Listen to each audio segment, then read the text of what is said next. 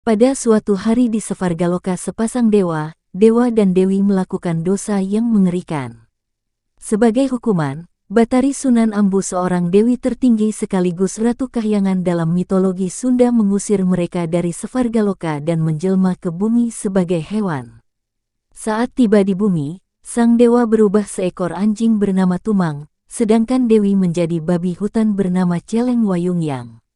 Suatu hari seorang raja Sunda pergi ke hutan untuk berburu tetapi kemudian tersesat dan terpisah dari pengawalnya. Raja buang air kecil di semak-semak dan air seninya secara tidak sengaja terkumpul di batok kelapa yang sudah kering. Celeng Wayungyang yang kebetulan ada di sekitarnya meminum air seni raja untuk menghilangkan dahaga. Tanpa sepengetahuannya, air seni ia minum mengandung sedikit sperma dan membuat Celeng Wayungyang. Karena dia adalah dewa hewan, dia langsung hamil dan melahirkan anak hanya beberapa jam kemudian. Raja, yang masih di hutan, mendengar bayi itu menangis dan menemukannya terbaring di antara semak-semak. Karena merasa iba, bayi itu pun dibawa oleh raja ke istana dan ia besarkan seperti putrinya sendiri.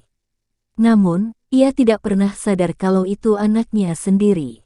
Bayi perempuan itu tumbuh menjadi seorang gadis cantik bernama Dayang Sumbi. Karena kecantikannya banyak pria dari kalangan bangsawan ingin meminangnya.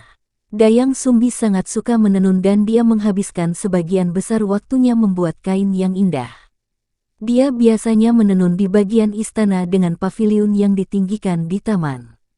Suatu hari gulungan benang miliknya jatuh ke luar istana.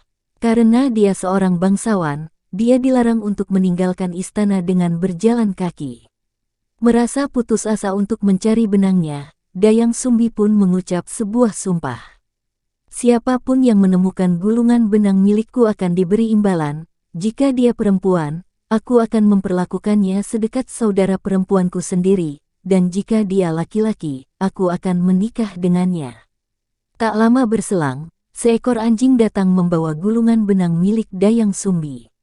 Karena sudah terlanjur bersumpah, Dayang Sumbi merasa wajib memenuhi janjinya dan tetap menikahinya meskipun Tumang adalah seekor anjing. Hal itu pun membuat sang raja geram dan membuang Dayang Sumbi ke hutan. Merasa kasihan pada putri mereka, rakyat raja membangun sebuah pondok sederhana di hutan dan meninggalkannya sendirian dengan Tumang. Setelah menikah, Dayang Sumbi mengetahui bahwa si Tumang bukan anjing biasa. Setiap bulan purnama, ia dapat berubah kembali ke bentuk aslinya sebagai dewa yang tampan.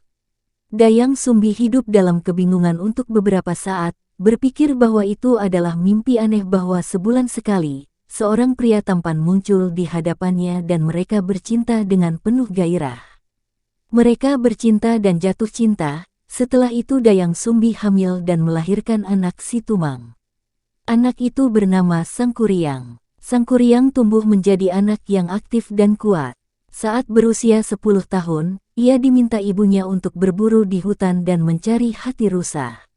Ia pergi berburu, ditemani anjingnya, Tumang. Anehnya, tidak ada hewan buruan maupun rusa di hutan. Namun Sangkuriang tiba-tiba melihat babi hutan. Dia mengejar dan mencoba menembaknya dengan panah tetapi dihentikan oleh Tumang, yang menyadari bahwa babi hutan itu sebenarnya neneknya, Celeng Wayungyang. Merasa kesal karena tidak berhasil mendapatkan buruannya. Ia tanpa sengaja memanah Tumang hingga mati. Merasa tidak bisa pulang dengan tangan hampa, Sangkuriang memotong Tumang dan mengambil hatinya untuk dibawa pulang. Setelah meninggal, jiwa Tumang kembali ke Sefargaloka sebagai dewa sejak dia menjalani hukumannya sebagai anjing di bumi. Sangkuriang pulang ke rumah ibunya dengan hati yang sudah ia janjikan. Saat tiba waktunya makan, Dayang Sumbi meminta ia memanggil Tumang untuk diberikan bagian hatinya yang sudah dimasak. Merasa sangat malu dan bersalah karena menyadari telah membunuh sahabatnya, Sangkuriang mengaku bahwa hati yang baru saja mereka makan sebenarnya adalah hati Tumang. Mendengar hal itu, Dayang Sumbi marah dan memukul kepala anaknya dengan centong nasi hingga meninggalkan bekas luka. Karena berpikir sang ibu membencinya karena membunuh si Tumang, Sangkuriang pun pergi dari rumah dan mencari jalan untuk hidup sendiri di hutan. Saat ini, Dayang Sumbi telah tenang tetapi gagal melacak Sang Kuryang dengan kata-kata. Dalam kesusahannya, dia berdoa kepada para dewa untuk menyatukannya kembali dengan putranya suatu hari nanti dan bersumpah untuk tidak pernah makan daging apapun lagi. Setelah memutuskan untuk keluar rumah, Sang Kuryang mengalami hilang ingatan. Selama berada di luar rumah, ia diasuh oleh seorang petapa bijak yang ahli dalam seni bela diri. Ia tumbuh menjadi seorang pria yang tampan dan kuat. Ia menggunakan kekuatannya untuk membantu penduduk desa melawan para pembuat onar. Suatu hari, Sang Kuryang bertemu seorang gadis cantik di hutan. Karena hilang ingatan, Sang Kuryang tidak menyadari kalau wanita itu adalah ibunya, Dayang Sumbi. Sehari sebelum pernikahan, Dayang Sumbi tidak sengaja melihat bekas luka di kepala pria yang ia temui di hutan. Setelah menikah, Dayang Sumbi mengetahui bahwa si Tumang bukan anjing biasa. Setiap bulan purnama, ia dapat berubah kembali ke bentuk aslinya sebagai dewa yang tampan. Dayang Sumbi hidup dalam kebingungan untuk beberapa saat, berpikir bahwa itu adalah mimpi aneh bahwa sebulan sekali, seorang pria tampan muncul di hadapannya dan mereka bercinta dengan penuh gairah. Mereka bercinta dan jatuh cinta, setelah itu Dayang Sumbi hamil dan melahirkan anak si Tumang. Anak itu bernama Sang Kuryang. Sang Kuryang tumbuh menjadi anak yang aktif dan kuat. Saat berusia 10 tahun, ia diminta ibunya untuk berburu di hutan dan mencari hati rusa. Ia pergi berburu, ditemani anjingnya, Tumang. Anehnya, tidak ada hewan buruan maupun rusa di hutan. Namun Sang Kuryang tiba-tiba melihat babi hutan. Dia mengejar dan mencoba menembaknya dengan panah tetapi dihentikan oleh Tumang, yang menyadari bahwa babi hutan itu sebenarnya neneknya, Celeng Wayungyang. Merasa kesal karena tidak berhasil mendapatkan buruannya, ia tanpa sengaja memanah Tumang hingga mati. Merasa tidak bisa pulang dengan tangan hampa, Sang Kuryang memotong Tumang dan mengambil hatinya untuk dibawa pulang.